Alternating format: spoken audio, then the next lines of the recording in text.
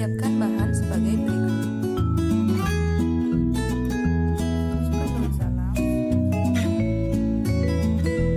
laos yang telah dituprek, bawang putih, gula merah, garam, gula putih,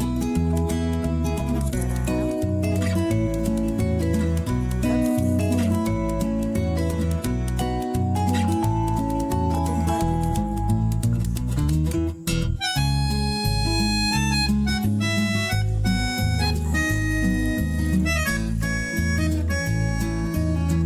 Masak selama 45 atau 1 jam hingga bersih. Setelah matang, biarkan tahu dan tempe direndam biar bumbu meresap.